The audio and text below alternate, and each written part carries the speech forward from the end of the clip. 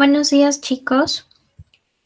Bueno, siguiendo con las ponencias del proyecto Hermano Mayor, en esta vez tenemos un tema del curso de fisiología. El tema de hoy a desarrollar son funciones secretoras, gestión y absorción del tubo digestivo a cargo de nuestra ponente, nuestra compañera Ana Rubí Plasencia Dueñas, quien fue pasante en el programa Two for Research de IETSE 2022, es quinto superior en la Facultad de Medicina Humana de nuestra universidad, fue primer puesto en trabajo de investigación en la Jornada Científica Regional Norte del 2021. También fue pasante en la Clínica Avedaño en 2021 y fue nuestra Paz Presida en Asociación UNEPRG en 2020. También hacerles recordar que al finalizar se va a proceder a una pequeña trivia académica para que puedan reforzar los conocimientos aprendidos y también se les va a compartir un pase de lista al cual se le enviarán las diapositivas y las grabaciones de las ponencias que hemos estado realizando. Bien, ahora Rubí, buenos días. Te doy pase para que puedas iniciar tu ponencia. Buenos días, Daisy. Buenos días, chicos. Voy a compartir mi pantalla.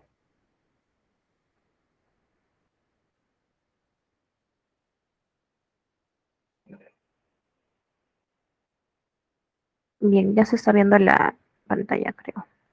Ya. Bien, buenos días nuevamente, chicos. Este día vamos a ver la fisiología digestiva. Entonces, nosotros para entender la fisiología digestiva, tenemos que primero saber, pues, como ya sabemos, el aparato digestivo, ¿no? Que es un conjunto de órganos encargados del proceso de la digestión. Ahora, ¿qué es la digestión, no? Entonces, la digestión viene a ser la transformación de los alimentos para que puedan ser absorbidos y utilizados por las células del organismo. Esto es la principal función del aparato digestivo, descomponer los alimentos en partes más pequeñas para que estos puedan ser absorbidos, ser utilizados por el cuerpo, las células del cuerpo para producir energía, ¿no? El aparato digestivo se compone del tubo digestivo, constituido por boca, faringe, esófago, estómago, intestino delgado, intestino grueso, y las glándulas anexas, que se incluyen las glándulas salivales, el hígado y páncreas, que van a producir las sustancias adecuadas que van a permitir la digestión. Las funciones entonces del aparato digestivo son el tránsito de los alimentos y los desechos a lo largo del tubo digestivo. También la secreción de jugos eh, digestivos y la digestión de los alimentos, que es lo más importante. La absorción de agua, vitaminas y distintos electrolitos también es una función importante del aparato digestivo. La circulación de la sangre por las vísceras para transportar estas sustancias absorbidas a todo el cuerpo y el control de todas estas funciones por los sistemas locales, nerviosos y hormonales. Las etapas del proceso digestivo son 5. Primero, la ingestión, donde en la boca los alimentos son triturados por dientes y son mezclados con la saliva. Esto se realiza mediante la masticación y luego se realiza lo que es la deglución para la digestión, ¿no? Bueno, la digestión en realidad inicia en la boca, ¿no? Y continúa a lo largo del tubo digestivo mediante las enzimas de los diversos jugos, en este caso la saliva, también el jugo pancreático, la bilis, ¿no? Que van a descomponer finalmente en los nutrientes, moléculas más sencillas que van a ser absorbidas, que es la siguiente etapa del proceso, ¿no? Donde estas moléculas sencillas van a atravesar las paredes del tubo y son transportadas a la sangre, ¿no? Y en la asimilación ya estas células utilizan los nutrientes absorbidos, ¿no? Para obtener energía, que básicamente nuestro cuerpo funciona en base a energía, ¿no? Y también fabricar nuevas moléculas. Y por último, la defecación, que consiste en la eliminación, ¿no? De las sustancias no digeridas o no absorbidas. En resumen, entonces, el proceso digestivo em, implica el hecho de que los alimentos se vean sometidos a diferentes procesos durante su recorrido a lo largo del tubo digestivo, que esto inicia durante la ingestión, luego pasa a la digestión, la absorción en el intestino delgado y luego la digestión por el intestino grueso, ¿no? Creo que eso todos ya clásicamente lo conocemos. Y ahora sí vamos a ver sobre las propiedades secretoras, ¿no? Del tubo digestivo. Para ello están los tipos de glándulas del tubo digestivo que debemos conocer. Entre ellas tenemos glándulas propias de la pared del tubo y las glándulas anexas, ¿no? Las glándulas propias de la pared del tubo pueden ser de tres tipos: glándulas mucosas, o también llamadas células caliciformes, que van a secretar moco, que es una sustancia rica en agua, electrolitos y glucoproteínas. También las glándulas tubulares, que están en el estómago, en la parte proximal del duodeno. Por ejemplo, una de ellas es la glándula oxíntica, secretoria de ácido y de pepsinógeno. Y también las glándulas de Brunner, ¿no?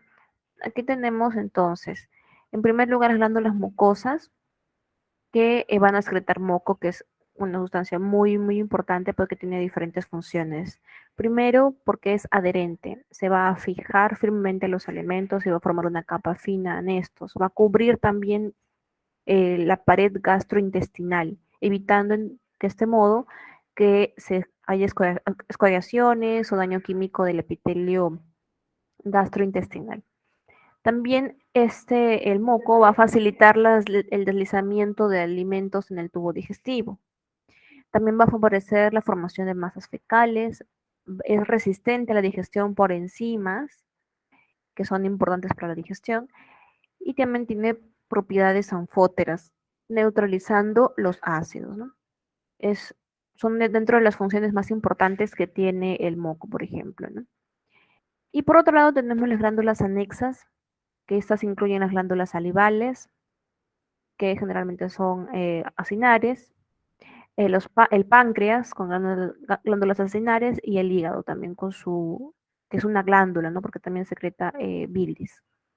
Bien, ahora estas glándulas del tubo digestivo van a ser estimuladas por diversos estímulos, ¿no? Entonces, el estímulo táctil, la presencia del alimento, ¿no? O la irritación química o la distensión de la pared abdominal, que van a activar el sistema autónomo, tanto simpático como parasimpático, lo cual finalmente pues va a estimular lo que son las glándulas del tubo digestivo. Y por otro lado, la presencia de alimentos como estímulo va a estimular la secreción de hormonas gastrointestinales, que a su vez también van a estimular las glándulas del tubo digestivo. Acá hay una pequeña tablita en donde, que es importante, donde se indica el volumen diario aproximado de secreción de cada una de estas sustancias. Por ejemplo, la saliva aproximadamente se secreta 1 litro diario y esta se encuentra en un pH neutro prácticamente de 6 a 7. Sin embargo, por ejemplo, la secreción gástrica, que se produce a diario 1,5 litros aproximadamente, posee un pH muy bajo, muy, muy bajo, de entre 1 y 3,5. Es un pH ácido, ¿verdad? Y así tenemos, por ejemplo, que la secreción pancreática, dentro de las tres primeras, es la que tiene un pH más alcalino que todo, ¿no? El de 8 a 8,3. Y también se secreta aproximadamente 1 litro diario. Y así cada una de las secreciones de las diferentes partes del tubo digestivo. Vamos a iniciar entonces con el proceso de digestión, en donde van a actuar las diferentes órganos como la lengua, también tenemos los dientes y las glándulas salivales, ¿no? En la lengua principalmente va a intervenir en lo que es la masticación, en el proceso de digestión, ¿no? En la masticación. Y bueno, es un órgano móvil y musculoso que permite precisamente esto, ¿no? Los dientes van a servir para triturar los alimentos, y las glándulas salivales, que van a secretar lo que es la saliva, que es un fluido muy importante. El 95% está constituido de agua y tiene enzimas importantes para la digestión. Aquí inicia la digestión, ¿no? Entre estas enzimas importantes está la amilasa, la lipasa y la mucina, que sirve como un lubricante. Y como mencioné, se produce aproximadamente 1 litro diario, o a veces 1,5 litros también puede, como máximo, ¿no? Esta secreción salival, entonces, va a tener dos tipos, puede ser de dos tipos, puede ser serosa, puede ser mucosa.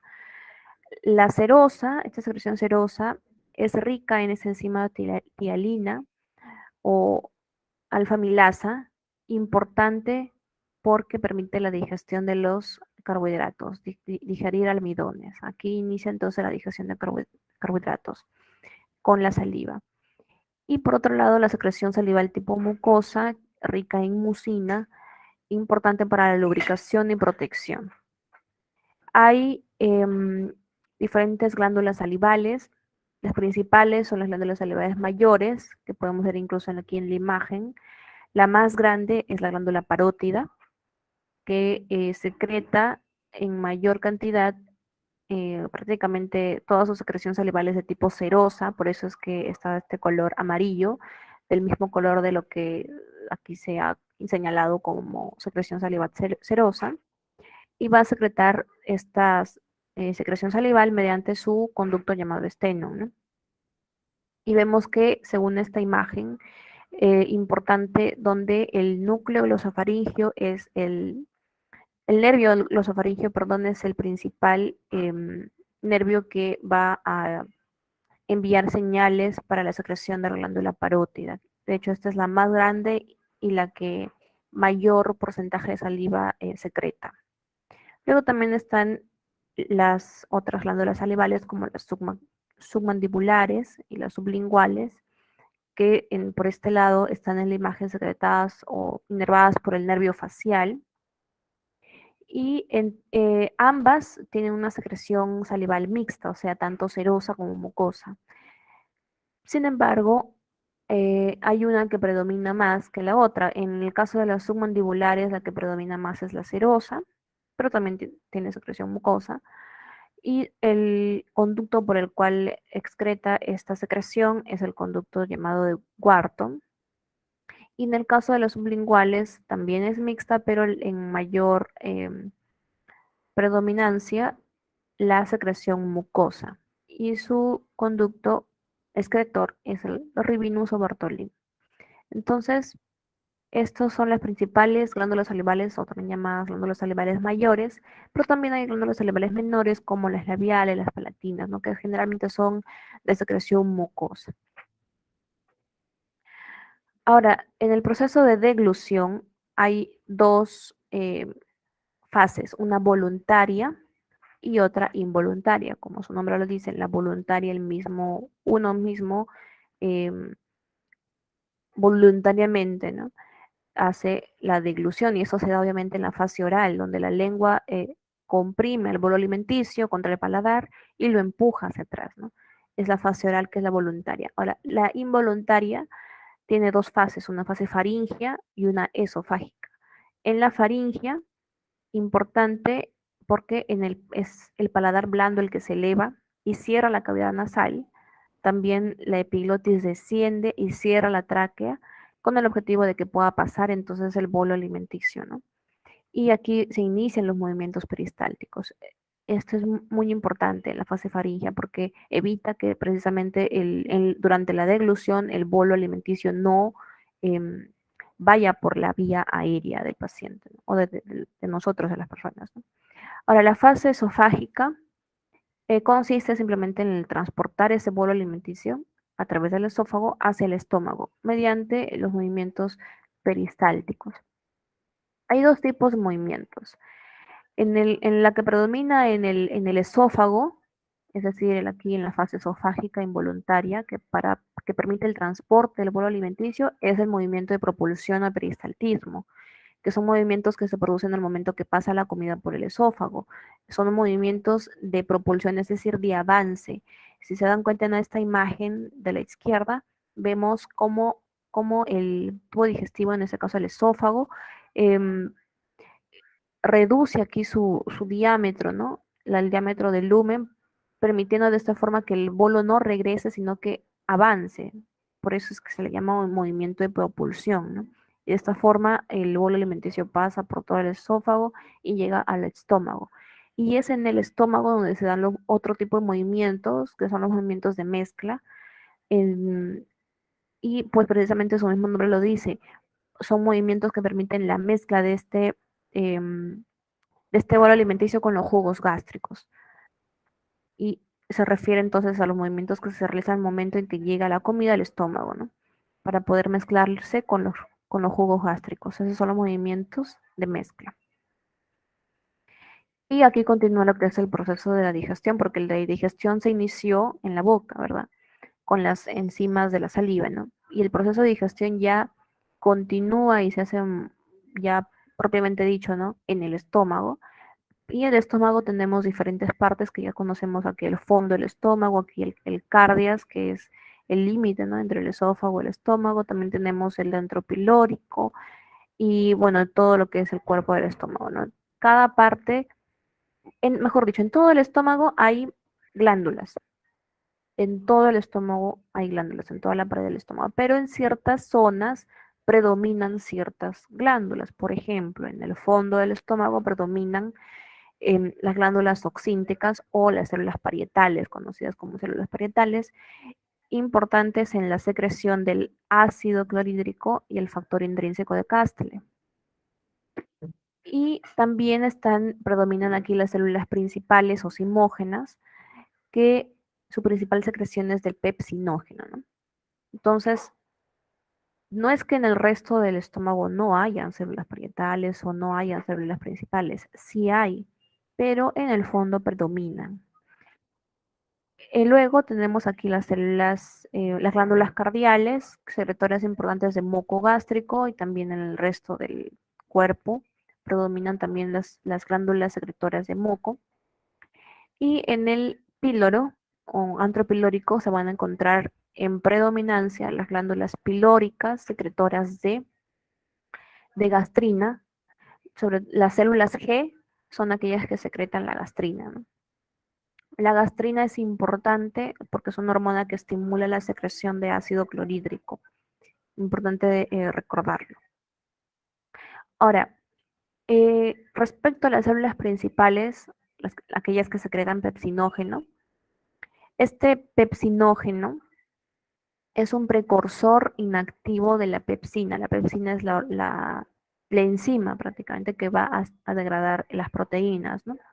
Ahora, este pepsinógeno se va a convertir en pepsina mediante el ácido, o mejor dicho, se va a activar mediante el ácido. Por eso es que cuando en una zona como el estómago, que es bastante, que con un pH bastante ácido, va a permitir precisamente la activación de este pepsinógeno en pepsina, ¿no?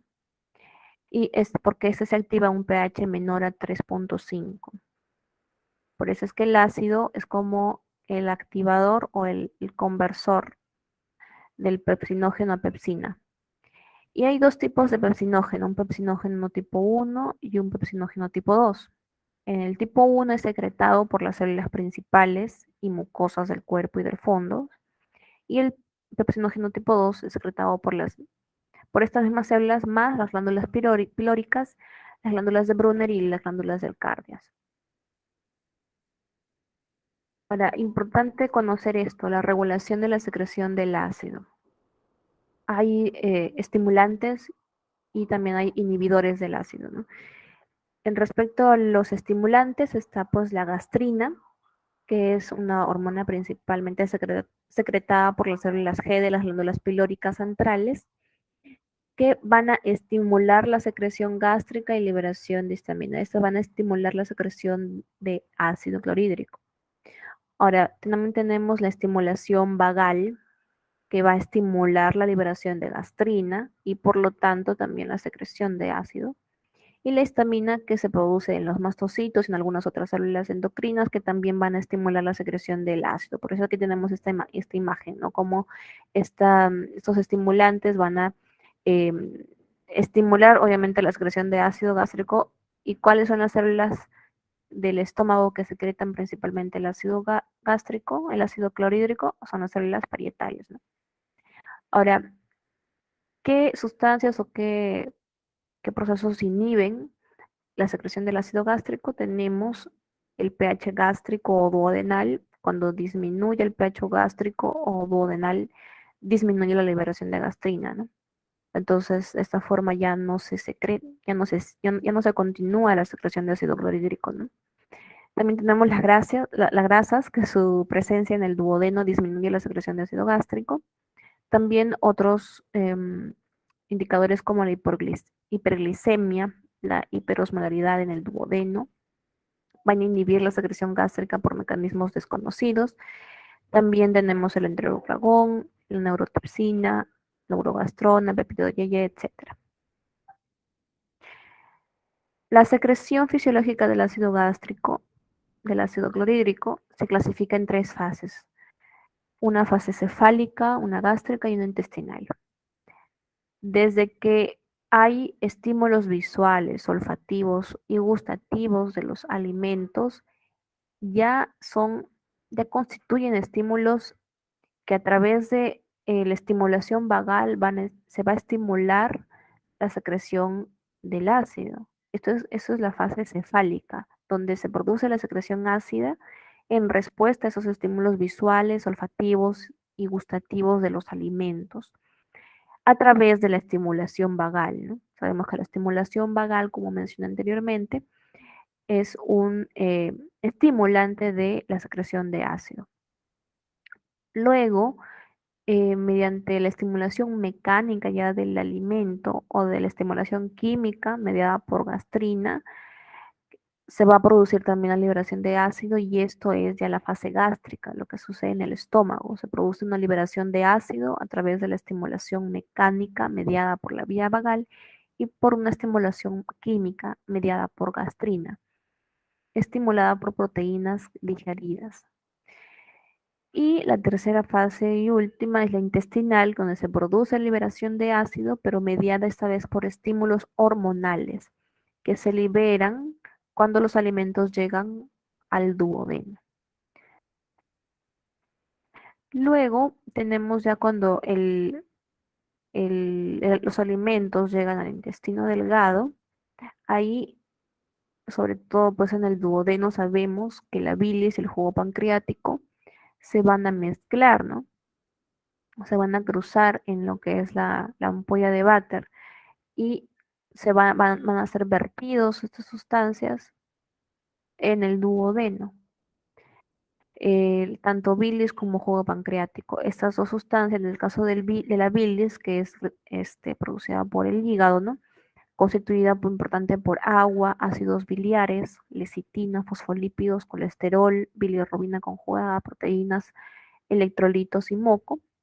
El jugo pancreático con importantes enzimas como la amilasa, la lipasa, tripsina, quimotripsina, peptidasas, nucleasas y bicarbonato. Ambas sustancias se van a mezclar en la ampolla de váter, ¿verdad? Y van a ser vertidos en el duodeno para ser mezclados con los alimentos que ya vienen digeriéndose y para continuar su digestión, ¿no? Ahora, respecto a la secreción pancreática, la acetilcolina liberada por las terminaciones parasimpáticas del vago van a estimular esa secreción pancreática. Así también hay dos hormonas importantes que van a estimular la secreción pancreática. En el caso de la colecistocinina, es una hormona secretada por las células y del duodeno y también de las porciones proximales del yeyuno, sobre todo secretada cuando los alimentos son ricos en aminoácidos y ácidos grasos, y esta colecistocinina va a permitir la secreción pancreática rica en enzimas, a diferencia de la secretina, que va a permitir la secreción pancreática rica en bicarbonato, sodio y agua, y es secretada por las células S del duodeno, estimulada también por el pH gástrico en este caso y las grasas. Ahora, el, las, la secreción pancreática rica en enzimas pues tiene importantes enzimas. Dentro de ellas hay diferentes enzimas como proteolíticas, como la tripsina, quimotripsina, la carboxipolipeptidasa, las enzimas que digieren carbohidratos como la milasa pancreática, y las enzimas que digieren grasas como la lipasa pancreática, el colesterol esterasa y la fosfolipasa, ¿no? Son enzimas pancreáticas, sobre todo pues secretadas por la estimulación sobre todo de la colecistocinina, ¿no? Que es la hormona que estimula la secreción pancreática rica en enzimas. Y aquí tenemos cómo se da esta acción, ¿no? Por ejemplo, mira, primero el quimo, que está ácido porque sale del estómago, entra al duodeno, ¿no? Entonces, el pH ácido del quimo, ¿qué estimula o qué hormona estimula la secreción de secretina, ¿verdad? Entonces, las células S del duodeno van a secretar secretina. Esta secretina va a estimular a las glándulas ductales del páncreas. El páncreas va a secretar un jugo alcalino rico en bicarbonato, sodio y agua. Y por último, y este jugo rico en iones de bicarbonato va a neutralizar el quimo que está ácido, ¿no? Mediante su secreción aquí por el esfínter de Oddi en el duodeno, ¿no? Entonces el ácido del estómago, como dije, va a liberar la secretina en la pared del duodeno. Las grasas y los aminoácidos van a inducir la secreción de la colecistocinina. Entonces, tanto la secretina como la colecistocinina van a pasar al torrente sanguíneo. La secretina va a producir una secreción abundante del líquido pancreático y bicarbonato, y la colecistocinina la secreción de enzimas en el jugo pancreático. La estimulación vagal va a liberar las enzimas hacia los acinos y luego posteriormente, mediante el esfínter de Oddi, eh, se va a secretar pues lo que es ya el jugo pancreático hacia el duodeno para que sea mezclado con el quimo, ¿no?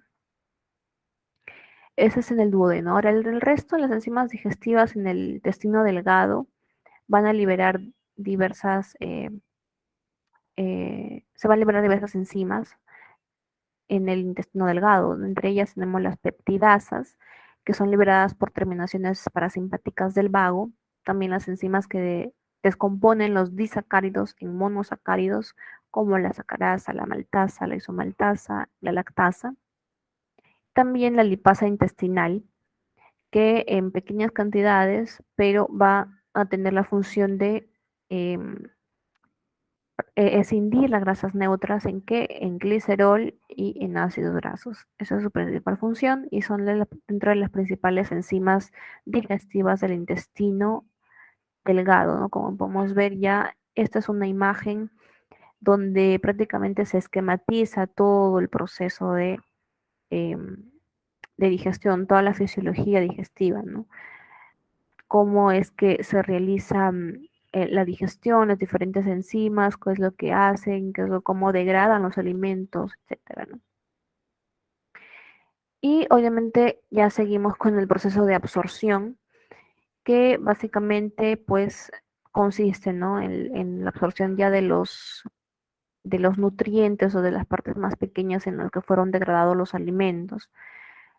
Se dice que diariamente se absorben aproximadamente 9 litros de agua, que contienen aproximadamente unos 500 gramos de nutrientes. Dentro de ellos, la parte del tubo digestivo que tiene la máxima capacidad de absorción es el intestino delgado. El intestino es el que tiene la mayor capacidad de absorción, sobre todo aproximadamente entre 5 y 8 litros de líquido y electrolitos diario. Tiene esa capacidad, ¿no? Y tenemos aquí que en diferentes partes del tubo digestivo se van a reabsorber en predominancia ciertas cantidades, ciertas sustancias. Por ejemplo, en el ilion terminal se va a reabsorber el 90-95% de las sales biliares. También en el ilion terminal se va a reabsorber principalmente lo que es la vitamina B12. Y, por ejemplo, aquí también tenemos el ácido fólico, la reabsorción de ácido fólico, vitamina B6, vitaminas en el ilion, ¿no? Perdón, el duodeno, sobre todo el hierro, el calcio. En el colon, el agua. En el intestino delgado, agua también bastante. Ahora, no todo se va a reabsorber, ¿no? Hay algo que vamos a excretar, que vamos a eliminar, y ese es el 5% restante se va a eliminar por las heces después de desconjugarlas, ¿no? Dentro del proceso de absorción van a haber diferentes mecanismos de absorción de nutrientes en el intestino delgado según según la sustancia que se quiera reabsorber, por ejemplo, los carbohidratos, sobre todo como glucosa, galactosa, fructosa, van a ser reabsorbidos mediante difusión facilitada y van a llegar hacia los vasos de la vellosidad intestinal. Ahora, los aminoácidos, los dipéptidos, tripéptidos, van a ser reabsorbidos mediante una difusión facilitada, pero eh, puede ser mediante transporte activo o con transporte activo secundario a sodio o iones hidrógeno, ¿no? Y van a llegar hacia la sangre. Y también tenemos aquí otras sustancias que van a van a ser absorbidos por difusión simple. Incluso los kilomicrones, esas son las grasas, van a llegar a la linfa, ¿no? Y aquí en esta otra imagen tenemos todo el proceso, ¿no? Desde la ingesta, la digestión que inicia en la boca con la amilasa salival, el esófago, el paso del bolo alimenticio, en el estómago, el jugo gástrico, que la pepsina, el ácido que van a permitir la digestión, seguir la digestión, el duodeno, la absorción de hierro, calcio, magnesio, la vesícula biliar y el páncreas, pues van a vertir sus sustancias, la bilis y el jugo pancreático en el duodeno, ¿no? Y en el yeyuno, ilio, en el colon acá se ve qué sustancias se reabsorben, ¿no? En el yeyuno, por ejemplo, se reabsorbe glucosa, galactosa, fructosa, vitaminas hidrosolubles, ácido fólico, péptidos digeridos. En el ilion se va a reabsorber la vitamina A, D, E y K, las grasas, el colesterol, sales biliares y vitamina B12, sobre todo en el ilion terminal. En el colon, la reabsorción de sodio, potasio, vitamina K, de las bacterias y agua. Y ya lo que ya no ha sido reabsorbido, pues se va a eliminar por las heces, ¿verdad? Y bien, creo que eso ha sido todo respecto a la fisiología digestiva. Aquí hay una pequeña frase sobre que siempre estoy aprendiendo lo que no puedo hacer para poder aprender cómo hacerlo. No basta, no se limiten de repente a decir, no, no puedo aprender cierta cosa porque no me gusta, porque está difícil. No, bien, si está difícil, mejor, cosa que te puedes plantear alguna meta y hasta que lo logres. No se pongan límites nunca. Y siempre están, mientras lo puedas hacer ahora, muchísimo mejor. Y espero alguna pregunta, alguna consulta si es que tuviesen, chicos.